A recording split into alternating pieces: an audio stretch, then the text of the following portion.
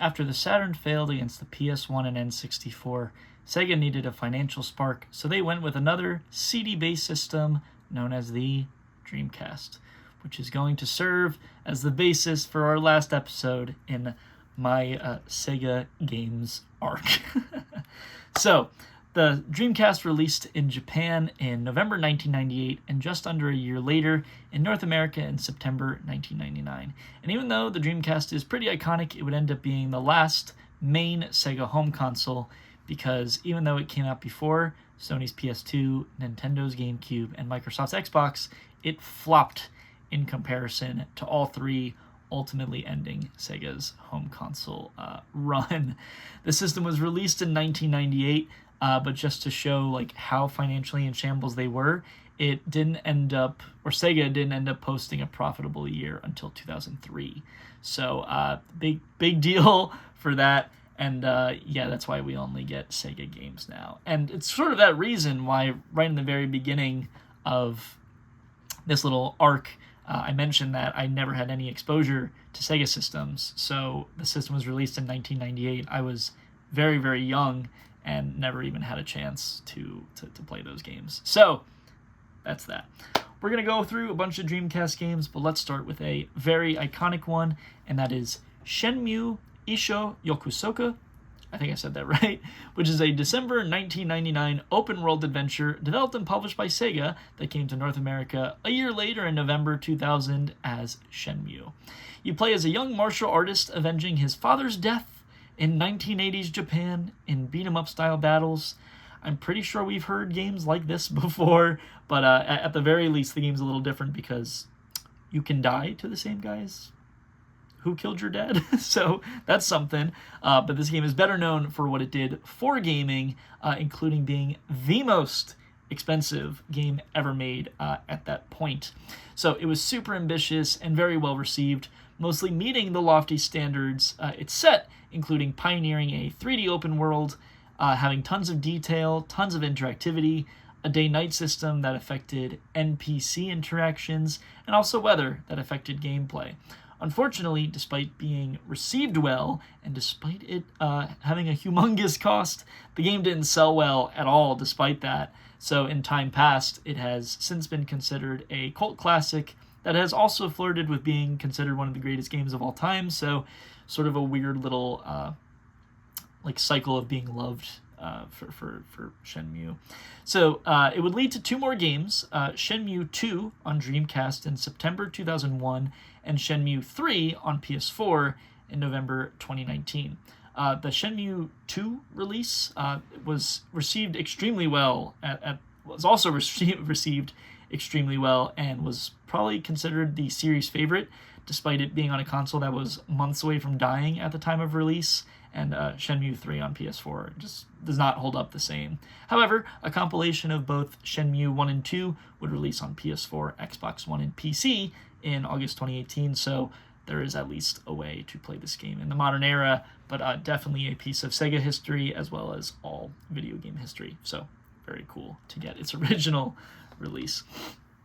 But how about a game that outsold the classic Shenmue, even though I'm not going to be able to say a whole ton about it, but this is Biohazard Code Veronica Kanzenban, which is a February 2000 survival horror developed by Nextech and published by Capcom, that's better known by its North America title, Resident Evil Code Veronica, coming only 26 days after the initial Japanese release. Nextech did a Saturn port of Resident Evil and a few baseball games, but otherwise not a whole lot. The game is the fourth in the Resident Evil series, but the first one to not be on PS1. So the first three titles exclusively on PS1, and this game was the first one to not be on just PS1. I've never even seen Resident Evil gameplay, let alone this gameplay, but that's partially due to how scaredy cat I am. I don't like scary games, I don't like horror games. It's been really fun to talk about them over time, but yeah, I don't do the scary. It's not for me. But this is a great example of if you know, if you're a Resident Evil fan, I don't need to tell you anything about this game, but at least development-wise, this game started as a Resident Evil 2 port for the Saturn, but soon morphed into this game on Dreamcast, starring Claire Redfield, the same player character as Resident Evil 2, who is escaping a viral outbreak. And that's about the best I can give.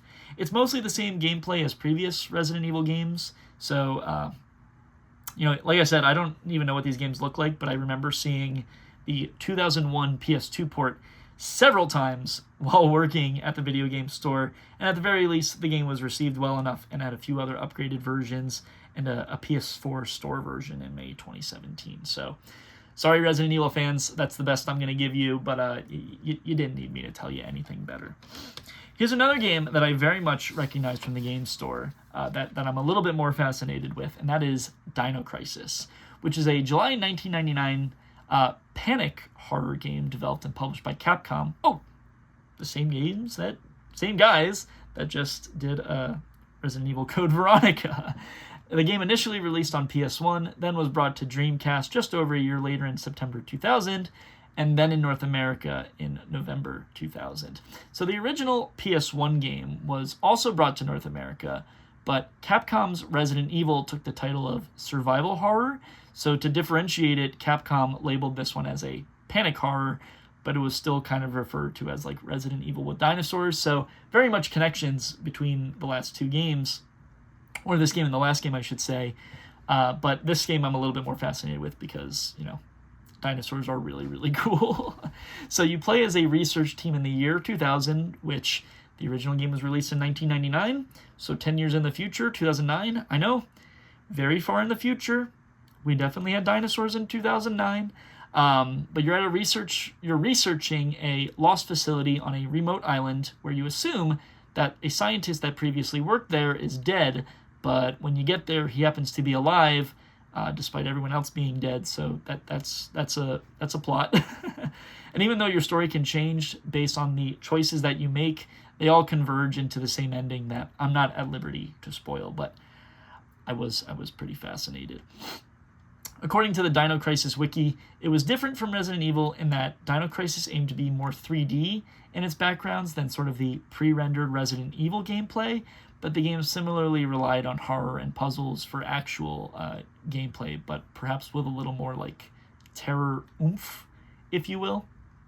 And despite the constant comparisons between Dino Crisis and Resident Evil, the game sold quite well and was received quite well, maybe potentially in part to like the Jurassic Park trilogy coming out not too long before Dino Crisis was released. I always think that Jurassic Park was like from the 80s, and I always remember that it was released in the 90s. So maybe in some ways Dino Crisis is like Resident Evil meets Jurassic Park. I don't know. But it did spawn 2 sequels, the last of which is on the original Xbox in 2003, but the series has been dead otherwise. I didn't even know there was a third game, let alone on Xbox. I just remember always seeing the first 2 on PS1 at the game store when I worked there. So yeah, that's Dino Crisis. But dinosaurs, obviously quite neat. I've kind of been fascinated with dinosaurs since I was a kid. But the game had at least one version planned for the Game Boy Color of all places, and would have been like the only place it would release on a Nintendo system. But that never came out, and the game did become available on the PS4 store only in North America, and on the PS5 store in every region just this past October. So there are modern ways to play it, even though the series has been like dormant since the early 2000s, but still pretty cool. Dino Crisis. Next up, in past Sega Arc episodes, I've talked about how much I absolutely love fighting games and can talk about fighting games all day long, and that's sarcasm. But we'll talk about another fighting game, and that would be Guilty Gear X. I think this is a limited edition. I'm not 100% sure. I wasn't able to find a lot of info about the limited edition release, but let's just talk about Guilty Gear X. So this is a July 2000 2D fighting game developed by Arc System Works and published by Sammy Studios, initially releasing in Japanese arcades, then coming to Dreamcast first in December 2000, but only in Japan. Arc System Works is the home to at least the first few Guilty Gear games, but their catalog is actually super packed with a lot of stuff that you should probably go check it out for yourself. Sammy Studios has also made a couple appearances on this channel, so that's a cool connection too. But this would come to North America in September 2001 on PS2, not on Dreamcast, but on PS2. And aside from a GBA version of this game, that's the only other version of this to come to North America, just the PS2 and GBA. I'm pretty sure we've gotten other Guilty Gear games, but yeah, definitely a little bit more popular in Japan, I'm pretty sure. The original Guilty Gear story goes as it's set like 150 years in the future from now, or at least in the early 2000s, where magic replaces everything, and these magic gears turn against you, so like dystopian robot future, and you have to fight them in a tournament to save your world. But in this game, which I believe is the second game, I think it's the second game, but you have to fight a new harmless gear, which is not like actually harmless. I don't remember exactly what I read, but that gear was found a year after the first game, so you need to take down that harmless gear. I don't know. I'm making it sound more complicated than it probably is, but it's basically a trope for me at this point to not understand fighting games. Yeah, that's that's it. On the other hand, Guilty Gear is still going really strong today, so that's great for them. But every other game on the series, every other game in this series that isn't this one is available on modern systems. So this is like the only one that's not. So like, what the heck, Sammy Studios? I don't know. But yeah, that's Guilty Gear. Just put it along the list of fighting games that I don't know how to talk about, but still really cool to add it to the collection. After so many well-known titles, let's do a pair of obscure ones. But before that, let me explain Super Robot Wars. So Super Robot Wars is a series of tactical RPGs beginning with a 1991 original Game Boy title that was inspired by huge Japanese media franchises like Mobile Suit Gundam, Ultraman, Kamen Rider, but they all still mostly centered around like giant mech fighting, which I know is like Mobile Suit Gundam, and this game kind of just puts that all together. So the series grew into anime and manga, into anime and manga and the like, though never to the lofty levels of like some of those aforementioned games. Like Mobile Suit Gundam is like a huge media franchise. But the series had tons of games developed and published by Winkysoft, a studio that we've talked a couple times about before. The one I always remember is like a random Yu-Gi-Oh! Spin-off game. But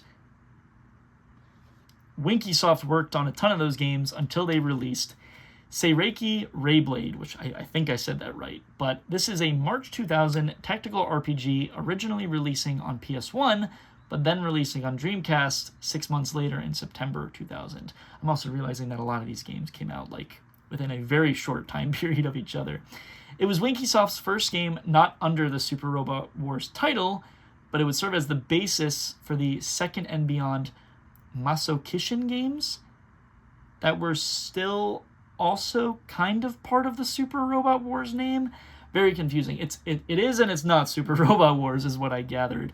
So I don't know. There wasn't a ton of information about this game specifically. There's tons of info about Super Robot Wars. I see those games all the time, like when going through like Japanese game sellers on eBay. But yeah, this is sort of like a weird stepping stone, I guess, to those aforementioned Masokishin games. So if you have information about those that I did not add, please correct me. So Seireki Rayblade. Another obscure one before we start to finish it off is Tante Shinshi Dash, which I believe is also a limited edition. We'll come back to that in a second. This game was released in December 2000 and is a visual novel adventure? ? It was developed and published by Able Software, who actually has a decently sized library, but nothing that immediately stuck out to me. But this one was impeccably hard to find info for. I had to go to the visual novel database, which itself didn't have a ton of info for, but it had a link to a Japanese game summary. I think that's what it was. The page was entirely in Japan, but I used Google Translate to gather that it's about a detective who, despite being excellent at his job, is extremely overworked and wants to quit and wants to not care, but of course he cares.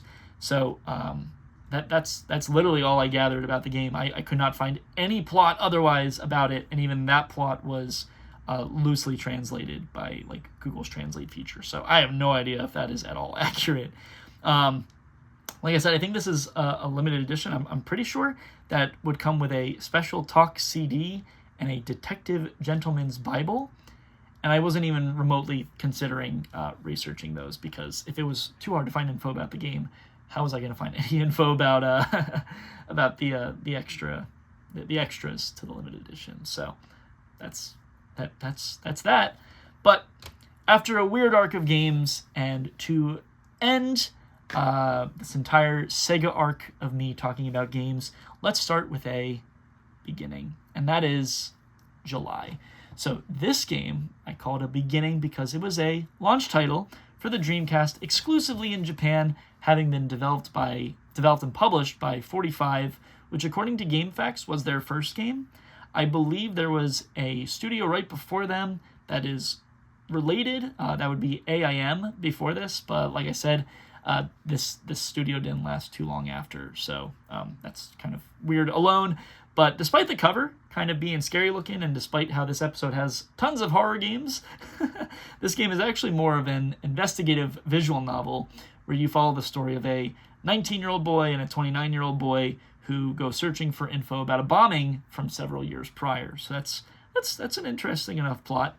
You start separately doing chapters for each character in any order you want, but by the end, your paths eventually converge until the truth is uncovered, or once the truth is uncovered, I should say. So it's a neat little thing, but it's an interesting game to go alongside a absolutely all-star launch lineup for the Dreamcast in Japan. That's sarcasm, because Japan got a Godzilla game, a racing game, and a Virtua Fighter game. And of those 4 games, or of those 3 plus this one, Virtua Fighter completely carried the Japanese launch. Like that's not even a stretch. Like Virtua Fighter was it for the Japanese Dreamcast launch. The North American launch titles were actually a little bit better. Had Soul Calibur, Power Stone, and of course Sonic Adventure. So Sega probably learned its lesson trying to make Bug the mascot. We talked about that 2 episodes ago, but definitely interesting piece of both Sega history and gaming history as a Dreamcast launch title. So, with that said, that is the last Sega game I needed to talk about. We've now done 4 episodes of me talking about Sega games. I will admit and say that I probably didn't do a lot of these games justice. A lot of games in genres that I'm not very familiar with, or of series that I'm not super familiar with. So I did my best. But as is always the case, I hope you learned something, at least a little bit, about these games. But definitely this is an opportunity for me to learn more about these games. So if there's anything I missed, anything I got wrong, please correct me. I would love to continue learning about these games or Sega history in general, as someone who was never a Sega kid, but also as much as I have hopefully taught you something. So in an alternate universe where I am a Sega kid, bye. In Sonic, I guess. I don't know.